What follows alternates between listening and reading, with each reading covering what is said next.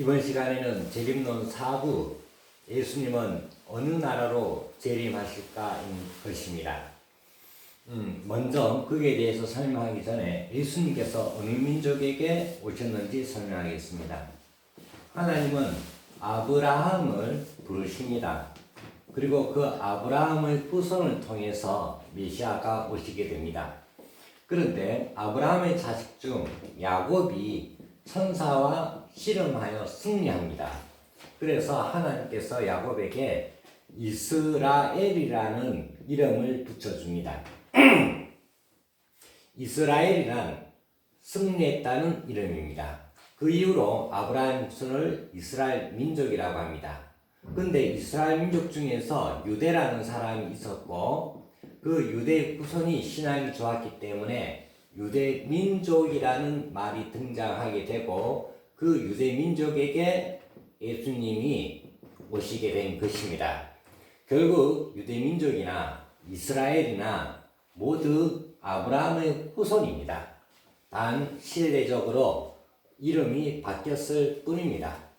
그러면 예수님께서 어느 나라로 재림할 것이냐? 성경의 요한계시록에 보니까 이스라엘 사람 중에 구원받는 자가 14만 4천 무리다라고 기록해 놓았습니다. 그래서 많은 신학자들과 기독 성도들이 이스라엘 유대 민족에게 예수님께서 다시 오실 줄로 알고 있습니다. 그러나 그것은 하나님의 섭리를 모르는 사람들이 그렇게 생각한 것입니다. 예수님께서 유대 민족에게 다시 또 재림하시지 않는다는 그러한 성경 구절을 찾아보도록 하겠습니다.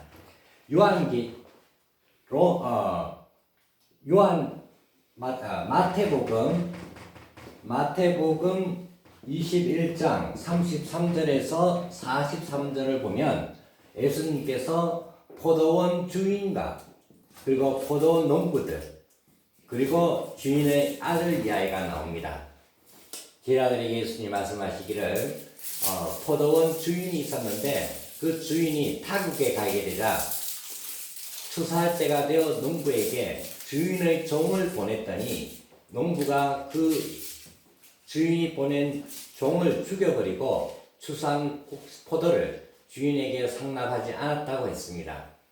그래서 주인은 더 많은 종을 농부들에게 보냈는데 역시 농부들이 주인이 보낸 종들을 죽여버립니다.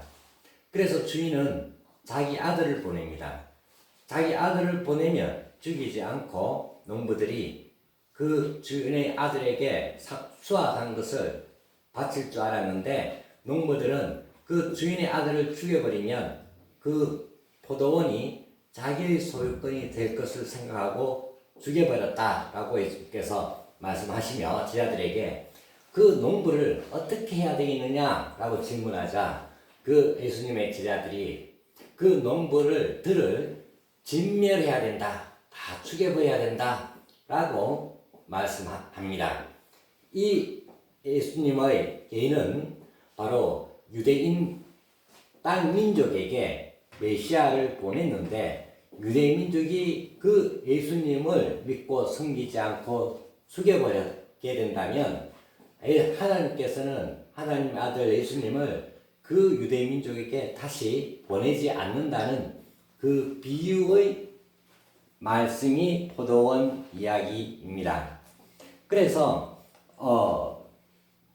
예수님께서는 계속 말씀하시기를 유대인들을 향하여 내가 너희에게 이르노니 하나님의 나라를 너희는 빼앗기고 그 나라의 열매 맺는 백성이 받으리라 라고 말씀하시니 유대인과 대제사장들과 바리사인들이 예수의 비유를 듣고 자기들을 가르쳐 말씀하신 줄 알고 기록하였다 이렇게 되어 있습니다.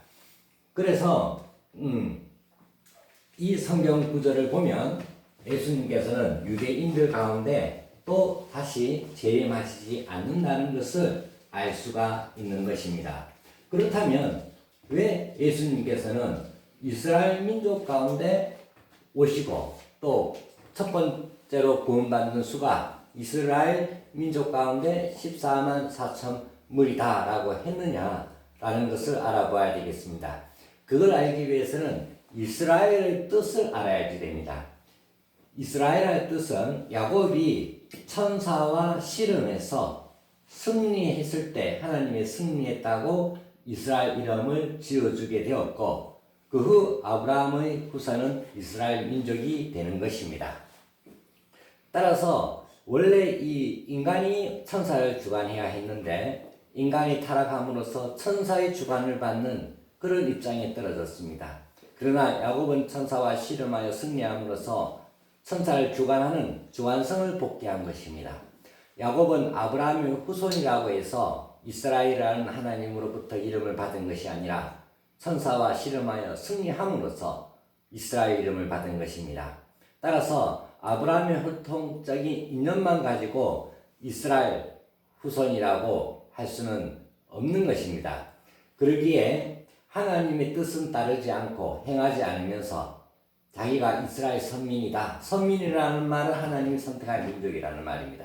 이스라엘 선민이다 라고 자랑하는 자들에게 질책하기 위하여 성경에는 마태복음 3장 9절에 너희들이 아브라함 너희 조상으로 생각하지 마라. 하나님은 능히 이 돌들로도 아브라함의 자손이 되게 하시리라 말씀하셨습니다.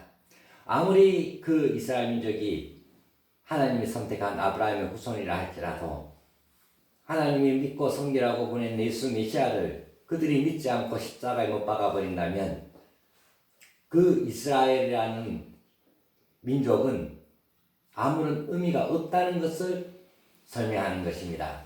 그래서 성경 역사상에 이스라엘 민족을 이끄시는 하나님의 복귀 섭리가 어떠했느냐를 알아보아야 되겠습니다.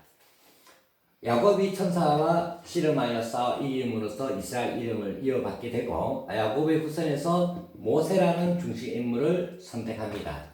그리고 모세는 이스라엘 민족을 이끌고 가나안 땅을 점령하는 그 과정에 있어서 이스라엘 민족이 하나님을 불신하자 그 이스라엘 민족을 광야 40년 노정을 통해서 돌아다니게 하고 거기서 죽게 합니다. 그리고 그 이스라엘 민족 그 혈통에서 태어난 자녀 이세를 이끌고 가나안 땅을 점령합니다. 그 후 가나안 땅을 점령해서 왕국을 건설합니다. 그러나 메시아를 맞이할 수 있는 이스라엘 선민이 되지 못하고 하나님을 불신하게 되자 이스라엘 민족을 다른 나라에 침략당하게 하여 멸망시킵니다. 그리고 이스라엘 민족 중 유대라는 사람이 있었고 유대가 신앙이 좋았고 그 후손이 신앙이 좋았기 때문에 그때부터 유대민족이라는 말이 나오고 유대민족에게 하나님이 메시아 예수님을 보내주시게 되는 것입니다. 그런데 또 유대인들이 예수님 메시아를 믿고 섬기고 따르지 않고 오히려 불신하여 예수님을 죽여버렸습니다. 그렇다면 그 유대민족은 이스라엘 민족이라는 이름을 박탈당하게 되는 것입니다. 선민의 자격을 박탈당하게 되는 것입니다. 하나님이 선택한 민족을 통해서 메시아를 보내주시는데 보내줬는데도 불구하고 불신하고 십자가에 죽여버렸으니 그는 선민의 자격에서 박탈당하게 되는 것입니다. 그래서 예수님께서 말씀하시기를 로마서 11장 11절에 저희의 넘어짐으로 구원이 이방 나라에 이르러 이스라엘로 하여금 시기나게 함이라. 저희의 넘어짐으로 저희는 뭐냐? 유대인입니다. 즉 이스라엘 민족입니다.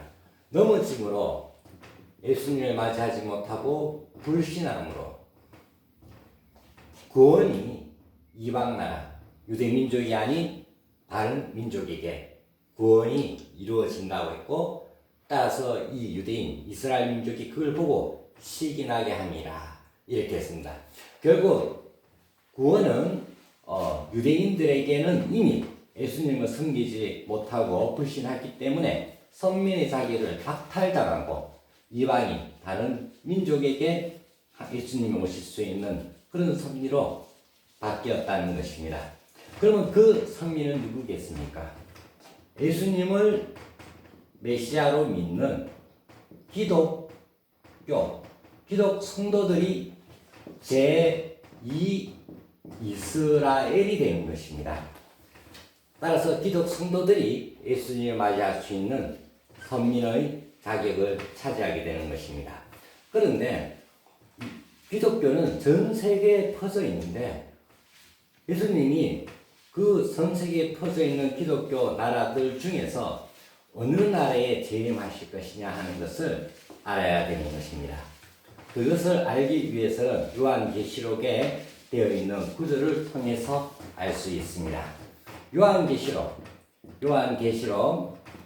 5장 1절에 보면 하나님께서 오른손에 말씀을 기록하고 또 7윤으로 봉해져 있는 책이 있는데 이 책을 보거나 펼 자가 아무도 없다 이렇게 했습니다.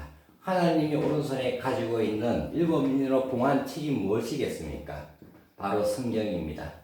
그런데 이 성경은 비유와 상징으로 되어 있기 때문에 성경의 비밀을 풀기가 어렵고 오늘날 기독교의 각 종파가 성경을 해석을 비밀을 다르게 풀면서 수많은 종파가 섞였습니다. 이 성경을 풀 자가 아무도 없다. 그런데 계속 이어져서 말씀 기록하기를 어린 양이 나와서 보좌에 앉으신, 그러니까 보좌 앉은 분은 하나님이죠. 하나님이 가지고 있는 오른손의 책을, 성경책을 취하여 하나씩 그 비밀을 떼기 시작했다고 기록되어 있습니다. 그러면 이 어린 양은 누구겠습니까? 바로 예수님입니다. 그래서 요한복음 1장 29절에 요한이 예수님께 말하기를, 요한이 예수께서 자기에게 나아오시는 것을 보고 가로되 보라 세상 죄를 지고 가는 하나님의 어린 양이로다 라고 했습니다. 세례요한은 예수님을 향한 어린 양이라고 했습니다. 또 요한복음 1장 36절에 보면 요한이 예수님이 다니시는 것을 보고 말하되 보라 하나님의 어린 양이로다 이랬습니다. 또 예수님께서는 내가 다시 올 때 어린 양 잔치한다고 했습니다. 바로 예수님이 아내를 맞이하여 결혼하는 것이 어린 양 잔치입니다.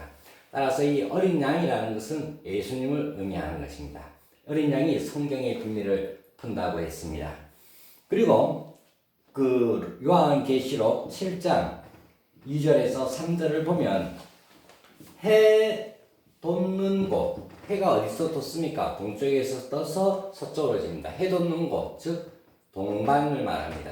해 돋는 곳에서 천사가 올라와 가지고 최후의 심판을 하시는데 그 구원받을 자가 14만 4천 무리다 이렇게 했습니다.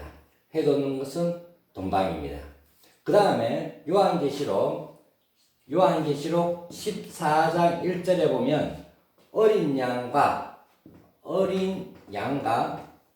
구원받는 14만 4천 무리가 함께 있더라 라고 했습니다. 어린 양은 예수님입니다. 재림하시는 예수님이 해돋는 동방 거기에 계신다는 요한계시록의 성경 구절이 되겠습니다. 따라서 예수님은 동방으로 오신다라는 것입니다. 그렇다면 동방은 일본, 한국, 중국, 삼국을 일으켜 동방이라고 합니다.